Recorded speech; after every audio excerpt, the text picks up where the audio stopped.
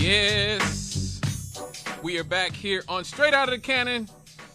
Here, Friday, April 12th. Good Lord, April the 12th, 2024. The future is here. Here we are. As you hear, Arizona. The state of Arizona will soon join 14 other states that have banned abortion at all stages of pregnancy after a Supreme Court ruling Tuesday found that officials may enforce the 1864 law criminalizing all abortions except for when a woman's life is at stake. Good God, that is something. Court enforcement won't begin for at least 2 weeks. However, it could be up to 2 months based on an agreement reached in a related case in Arizona. According to State Attorney General Chris Mays and Planned Parenthood, the plaintiffs in the current case, the law provides no exceptions for rape or incest. Wow. Now that's the one that's harsh right there. Under a near total ban, the number of abortions in the state is expected to drop from about 1,100 monthly, and as estimated by a survey for the Society of Family Planning, to almost zero. This forecast is based on what has happened in other states that ban abortion at all stages of pregnancy. Look, I'm generally pro letting adults be adults in a free country and figure out what the hell they want to do with their own bodies. But I'm not anti the pro-life movement either. I fully understand the pro-life movement, that that's a child, that if you truly believe that is a child, it would be sort of negligent for you to at the same time just sit there and sort of watch what you believe are children be murdered. So I understand both sides. I personally resent the space that abortion occupies in our politics. I think it's a wedge issue that is used to split the working class in half. It is not an issue that I believe an election should be decided on. You know, in a world where we have a military-industrial complex, a prison-industrial complex, and a few corporations that rape and pillage all of us and exploit all of us, and destroy the environment, I would much rather see issues of the military, of military expansion, you know, the military-industrial complex or Wall Street, the things that affect every man, woman, and child's life in this country, decide elections. But abortion has become that wedge issue that the Democrats and the Republicans have used and can use to, like I said, split the working class in half. And so I'm not necessarily inherently hostile to either one. I just wish that I wish that we could get rid of the issue, period.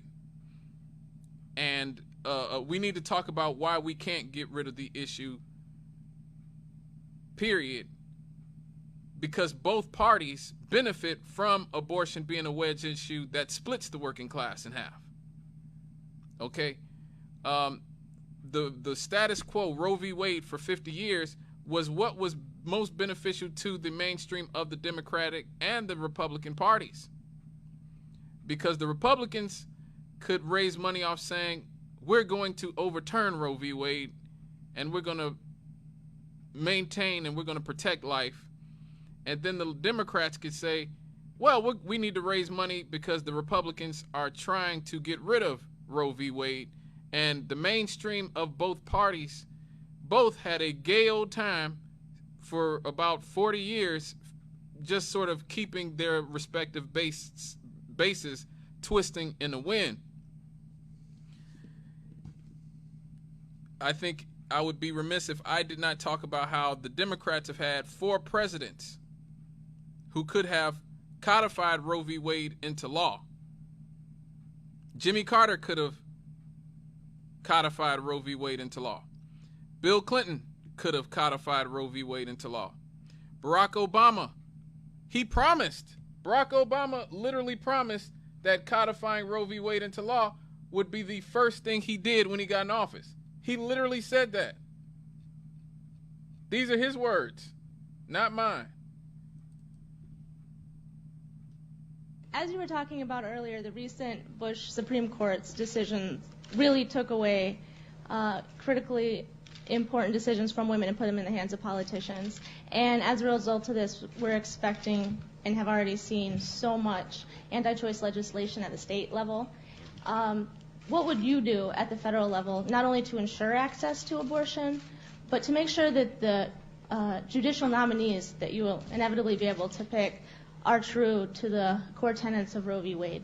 Well, the first thing I'd do as president is sign the Freedom of Choice Act. That's the first thing that I'd do. Yeah, and then as soon as he became president, he said, it's not my priority. Nancy Pelosi even said that the Democratic Party focuses on abortion too much, as she endorsed Henry Cuellar, who is an anti-choice Democrat down in Texas, over a young Latina woman who was pro-choice herself. So the Democratic Party has essentially kept its base on a string for 40 years by saying, look, if you don't give us money and if you don't vote for us, abortion's going to go away. And that's been enough for a lot of the population. That's been enough. You know, if you don't vote for us, then the Republicans, the big mean-o Republicans, are going to take abortion away. And so that's how the Democrats have maintained that they stay flush in cash and they get elected. The Republicans did sort of the inverse.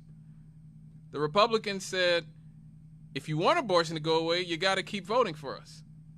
Now, the mainstream of the corporate Republican Party really, for the most part, had no intention. The Mitch McConnell wing of the Republican Party had no intention of actually getting rid of Roe v. Wade themselves. It was a good moneymaker for them. Just like it was for Nancy Pelosi and the Democrats, it was a good moneymaker for the Republicans. Enter Donald John Trump. Donald Trump, being a grifter and the con artist that he is, he has his own program. He doesn't play by the rules of the Republican Party. And so Donald Trump circumvented the mainstream of the Democratic Party and put people on the Supreme Court that actually did overturn Roe v. Wade, which is the most disastrous thing that could happen to the Republican Party. Not the Democratic Party, the Republican Party. We've seen it. The Republicans have not won an election cycle since Roe v. Wade was overturned. That is why I think Joe Biden is going to win again in November. Not that I'm voting for him, because Lord knows I am not.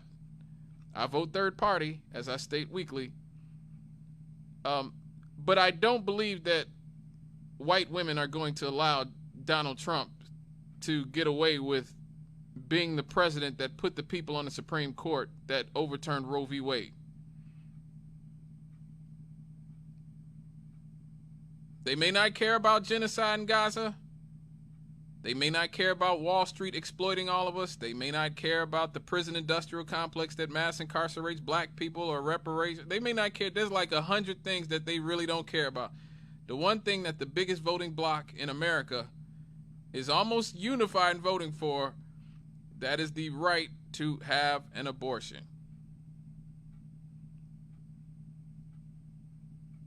And even a lot of white women who are pro-life are coming out against these abortion bans. The Republicans in Alabama are going after IVF treatments. And now Donald Trump has to do damage control because he himself, Donald Trump, doesn't care about abortion. Are you serious? This dude was having relations with porn stars while his wife was pregnant. You telling me Donald Trump ain't paid for no abortions in his life? Come on. Come on. Donald Trump does not care about abortion, one way or the other. I would say he probably errs on the side of being pro-choice because, like I said, you could tell that man has paid for some abortions in his time. So, ultimately, Roe v. Wade is overturned. The Republicans are in complete disarray over this because this is the worst thing that can happen to them. The Democrats are not going to look a gift horse in the mouth. They've won, like I said, every cycle since this has happened. I think they will win again in November for this reason and solely this reason. But in the long run, the mainstream of the Democratic Party now has to be about what they said they were about. What that clip of Barack Obama said he was about. What Joe Biden and Bill Clinton and all these people have said they're about. They're going to have to codify Roe v. Wade in the law, or it will be the worst thing to happen to the Democrats. And so you guys see how these issues, these wedge issues, are used by the mainstream of both parties to keep their bases, to string their bases along, to keep them donating money, to keep them voting for parties that really don't have any intention on doing what they say they were going to do, fundamentally. Now, in the last segment, I talked about the pro-life movement. Let me say this before I go into this info here from Politico. Again, I have zero issue with the pro-life movement in terms of the cause itself. I fully understand. I'm a Christian personally. I understand why people would be against abortion. I can't imagine a world in which Martin Luther King and Malcolm X and people like that, if I'm not mistaken, Cesar Chavez, who was a very staunch Catholic, was against abortion. He had 10 kids. Him and his wife had 10 kids.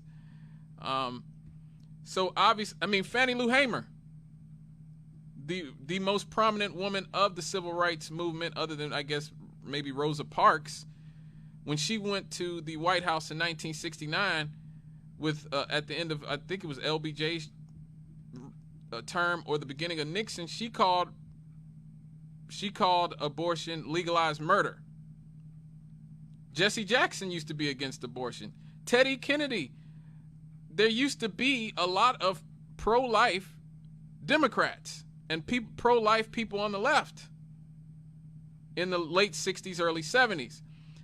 That changed in the 1970s and the 1980s once you started seeing abortion being used as this wedge issue that I keep talking about to bludgeon each other upside the head with. And so I want to talk about how segregation was actually at the root of the modern pro-life movement of the Republican Party. I want to thank our friends over at Politico for this, because I read this some years ago, and it was very astounding to me to see how the pro-life movement, how the Republicans became a pro-life movement, because Nixon and them were not that pro-life. Like, it was not really a thing in the early 70s, but this sort of clears it up, how the Republicans became a pro-life party. You guys should read it if you get the opportunity. It's from Politico, The Real Origins of the Religious Right. Very, like I said, very informative article from Politico. It starts, one of the most durable myths in recent history is that the religious right, the coalition of conservative evangelicals and fundamentalists, emerged as a political movement in response to the U.S. Supreme Court's 1973 Roe v. Wade ruling legalizing abortion. The tale goes something like this. Evangelicals who'd been politically quiescent for decades were so morally outraged by Roe that they resolved to organize in order to overturn it. Some of these anti-Roe crusaders even went as far to call themselves new abolitionists, using sort of the imagery and the vocabulary of slave abolition, invoking their antebellum predecessors who had fought to eradicate slavery. But the abortion myth quickly collapses under historical scrutiny. In fact, it was not until 1979, a full 6 years after Roe v. Wade, that evangelical leaders, at the behest of conservative activist Paul Weyrich, seized on abortion not for moral reasons, but as a rallying cry to deny President Jimmy Carter a second term. Why? Because the anti-abortion crusade was more palatable than the religious right's real motive: protecting segregated schools. Today, evangelicals make up the backbone of the pro-life movement, but it has not always been this way. Before and even several years after Roe, evangelicals were overwhelmingly indifferent to the subject, which they considered a Catholic issue. In 1968, a symposium sponsored by the Christian Medical Society and Christianity Today, the flagship magazine of evangelicalism, refused to characterize abortion as sinful, citing individual health, family welfare, and social responsibilities as justifications for ending a pregnancy. So even in the late 60s, the Christian Medical Society and Christianity Today were saying abortion is not sinful. They weren't against it. In 1971, delegates to the Southern Baptist Convention in St. Louis passed a resolution encouraging Southern Baptists to work for legislation that will allow the possibility of abortion under such conditions as rape, incest, clear evidence of severe fetal deformity, and carefully ascertained evidence of the likelihood of damage to the emotional, mental, and physical health of the mother. Now, this is the Southern Baptist Convention. They reaffirmed that position in 1974 and even in 1976. When the Roe decision was handed down, W.A. Criswell, the Southern Baptist Convention's former president and pastor of the First Baptist Church in Dallas, also one of the most famous fundamentalists of the 20th century, was actually pleased. He said, "I have always felt that it was only after a child was born and had a life separate from its mother that it became an individual person." Now, this is the Southern Baptist Convention's former president and pastor of First Baptist Church in Dallas, Texas, okay? So, what was the real origins of the religious right? It can trace its roots back to a political ruling, but not Roe v. Wade. In 1969, a group of black parents in Holmes County, Mississippi, sued the Treasury Department to prevent 3 new whites-only K-12 private academies from securing full tax-exempt status, arguing that their discriminatory practices prevented them from being considered charitable institutions. These schools had been founded in the mid-1960s in response to desegregation of public schools set in motion by Brown versus Board of Education in 1954. You guys know that Thurgood Marshall argued that before the Supreme Court. And in 1969, the first year of desegregation, the number of white students enrolled in public schools in Holmes County dropped from 771 white students to 28. Just 28 students were left after that. The following year, the number was 0. In Green versus Kennedy, David Kennedy was the Secretary of the Treasury at the time. That's the Kennedy in this lawsuit. It was decided in 1970s that the plaintiffs won a preliminary injunction which denied the segregation academies tax-exempt status until further review. In the meantime, the government was solidifying its position on such schools. Later that year, Richard Nixon, who was the president at this time, ordered the IRS to enact new policies denying tax exemptions to all segregated schools in the United States. Under the provisions of Title VI of the Civil Rights Act, which forbade racial segregation and discrimination, discriminatory schools were not, by definition, charitable education organizations, and therefore they had no claims to tax-exempt status. Similarly, donations to such organizations would no longer qualify as tax-deductible contributions. So this is why the religious right started to get mad. Before that, they were completely, I guess you could say, ambivalent about abortion. But they started to coalesce around this movement to protect these segregation academies. On June 30th of 1971, the U.S. District Court for the District of Columbia issued its ruling on the case. Now Green versus Connolly. John Connolly had replaced David Kennedy as Secretary of the Treasury. This decision upheld the new IRS policy. So they said, you guys can't do it. You can't have segregation academies. You can't maintain your tax-exempt status if you're going to have racially segregated academies. Paul Weyrich, who was a conservative political activist and co-founder of the Heritage Foundation, which is really, the Heritage Foundation is the right-wing think tank, the most famous Republican right-wing think tank in the country currently.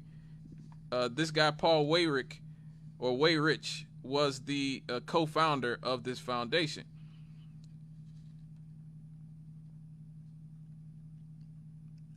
He saw his opening in this ruling against these segregation academies.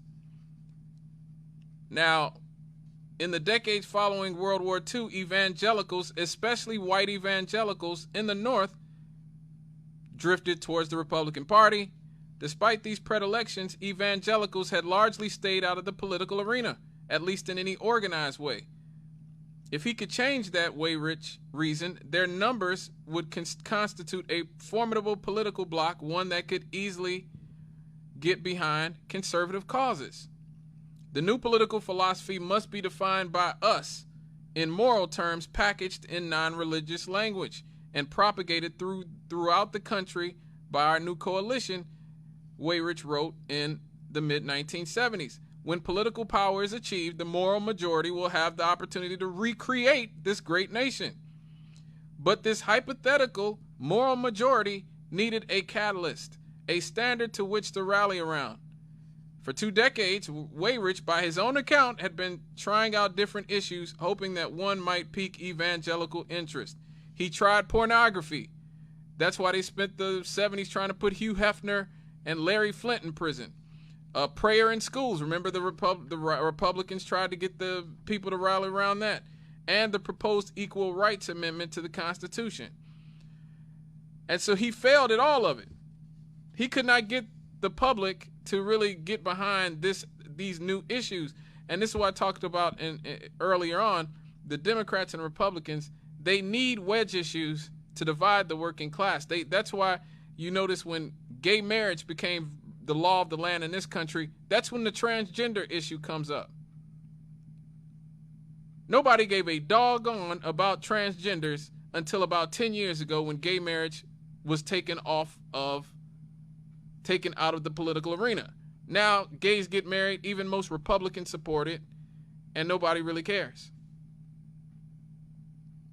Now the thing is transgender this, transgender that. The Democrats push the pro-transgender stuff, the Republicans push the anti-transgender stuff, and we're not talking about Wall Street or the military-industrial complex or the prison-industrial complex and these corporations that are exploiting all of us, including the earth itself. But I digress, humans. The Green versus Connolly ruling provided a necessary first step. It captured the attention of evangelical leaders, especially as the IRS began sending questionnaires to church-related segregation academies, inquiring about their racial policies. One such school, Bob Jones University, a fundamentalist college in Greenville, South Carolina, was especially obdurate. When the IRS sent their letter to Bob Jones University in 1970 to ascertain whether they had discriminated on the basis of race, the school responded defiantly.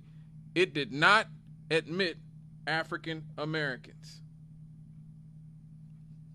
Bob Jones, the school's founder, argued that racial segregation was mandated by the Bible. Jerry Falwell and Paul Weyrich sought to shift the grounds of this debate, framing their opposition in terms of religious freedom rather than in defense of racial segregation. Bob Jones University did actually try to placate the IRS in its own way. they actually admitted one black dude. They admitted one black dude who was a worker at their radio station. So, I mean, I guess he could have been me, right? If I was a lot older. If I'd been born and a lot older. He actually worked in a radio station, and he was a part-time student. And he only dropped out after a month. So they had one student, after being defiant about maintaining segregation at Bob Jones University, they just brought one token black in to work at the radio station and be a part-time student. And he lasted exactly 1 month. 1 month. Now, in 1975, they tried to stall the IRS's action again by admitting black people to the student body, but out of fears of miscegenation, which is swirling, or, you know, white dudes getting with black women or black men getting with white women, they refused to admit any unmarried African Americans. So if you were going to go to Bob Jones University, you already had to have a wife or a husband. The school also stipulated that any students who engaged in interracial dating or who were even associated with the organizations that advocated interracial dating would be expelled. Doesn't sound very Christian to me. The IRS was not placated. On January 19th, 1976, after years of warning, integrate or pay taxes, the agency rescinded the school's tax exemption. For many evangelical leaders who had been following the issue since Green versus Connolly, Bob Jones University was the final straw. By the late 1970s, many Americans, not just Roman Catholics, were beginning to feel a little bit uneasy about the spike in legal abortions following Roe v. Wade. And the 1978 Senate races demonstrated to Paul Weyrich and others that abortion might actually be the thing that will motivate conservatives where it hadn't in the past. That year in Minnesota, pro-life Republicans captured both Senate seats as well as the governor's mansion. It became very clear in 1978 that this election represented a formative step towards galvanizing everyday evangelical voters. Now, their real goal was to get rid of Jimmy Carter. Even though Jimmy Carter had sought, both as governor of Georgia and as president, to reduce abortions, his refusal to seek a constitutional amendment outlawing it was viewed by politically conservative evangelicals as an unpardonable sin. Never mind the fact that the person that they supported, Ronald Reagan, signed into law as governor of California the most liberal abortion bill in America at the time. When Ronald Reagan addressed a rally of 10,000 evangelicals at the Reunion Arena in Dallas in 1980, he excoriated the unconstitutional regulatory agenda directed by the IRS against independent schools. But he made no mention of abortion. Not at all. Didn't say anything about abortion whatsoever.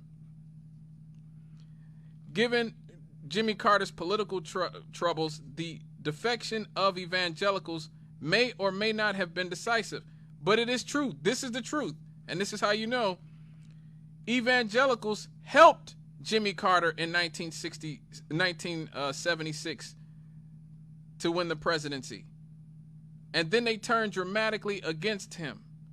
Their fellow evangelical during the course of his presidency, and the catalyst for their political activism was not, as often claimed, about abortion.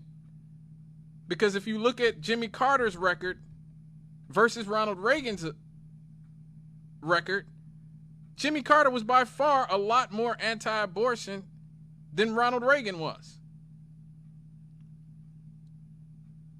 But the whole point of the religious right was to create a movement that would take the country over, that would essentially allow them to have the religious freedom that they wanted to discriminate at their own academies.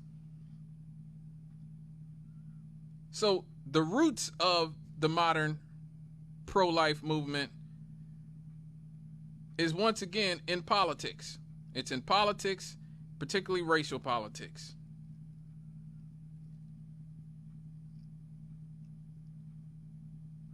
The same people who had years earlier had said abortion was a good thing or were at least ambivalent about it, all of a sudden were radicalized and were magically turned into vehement anti-abortion activists. And we even saw the opposite. Like I said, we've seen the opposite as this issue has become politicized. We saw the issue go from people like Cesar Chavez, Fannie Lou Hamer, Jesse Jackson being anti-abortion to the Democratic Party saying you got to support abortion. You got to. And now you won't see too many black reverends out there speaking out in front of it. So what we see with the issue of abortion here is that, once again, this is what the parties do. This is what the political interests in this country do. They use these wedge issues like abortion, like LGBTQRSTUV issues. They pick a side. They use it to galvanize a movement with hidden agendas, essentially. Oh, let me get this caller. Hello, caller. Well, hey there, it's me again. Oh, yeah, you got 1 minute. Well, I'm sorry. I called too much, I guess. You got 1 minute. Hey, well, you're right on point with this stuff. The fairness doctrine stops the discussion, and who's the one that eliminated that? Reagan. The evangelists and the energy companies. Yep, Ronald Reagan. Thank you for your call, brother. Yeah, he's right. Again, I did I think it's about a month or two ago, I actually did the segment, History's Greatest Monster, on Ronald Reagan. A lot of the worst ideas and the worst things, policies that have come over the last 40 years come from the Reagan era, comes from the Reagan administration, because these were very cynical people. Very, very cynical people. You see Ronald Reagan here, when he runs for office, when he runs for president, he runs on states' rights. And he runs on, how did he address it? The unconstitutional regulatory agenda directed by the IRS against independent schools. These schools wanted to maintain segregation. When Ronald Reagan runs for president in 1980, he gives one of his first speeches in Philadelphia, Mississippi, where 3 civil rights workers had been murdered by the Ku Klux Klan. And he gives a states' rights speech, with states' rights being a rallying cry for segregationists. Lee Atwater actually talked about this, the late, great Lee Atwater, who was one of Ronald Reagan's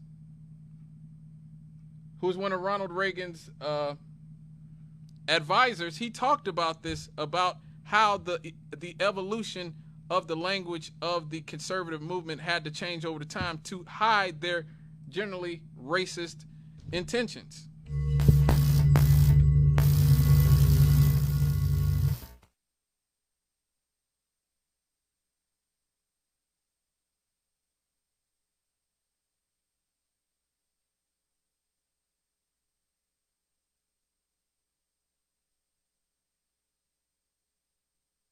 Here's how I would approach that issue as a statistician or a political scientist, or no, as a psychologist, which I'm not, is how abstract you handle the race thing.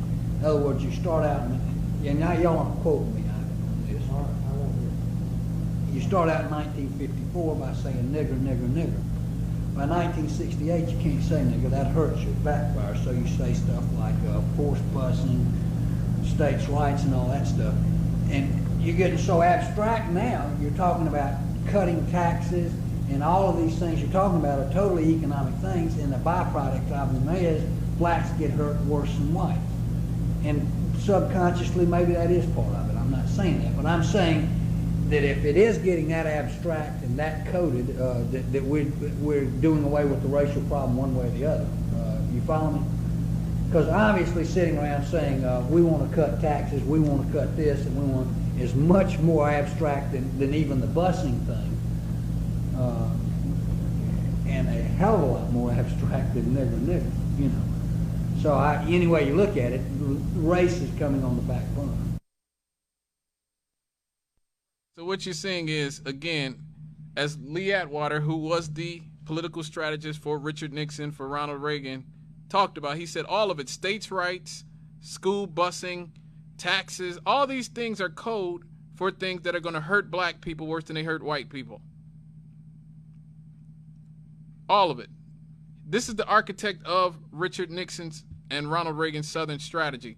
So when you see Ronald Reagan talking about states' rights in Philadelphia, Mississippi, where 3 civil rights workers were murdered by the Klan, and you see them talking about, busing and tax, low taxes for the billionaire class. These things are all about making sure that poor people, particularly black people, are more hurt than others, and abortion is no different. I'm not saying you gotta support abortion.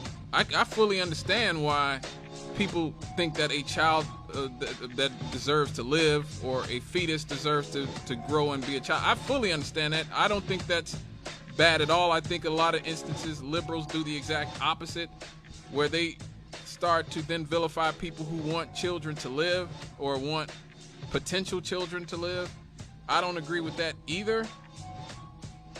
But I think it's important to understand where the right wing is coming from in this issue. And it is not coming from a place of good faith. It is not about just, oh, we want to protect children. It really is about, we want religious freedom to discriminate if we have to, or we want to. All right, folks.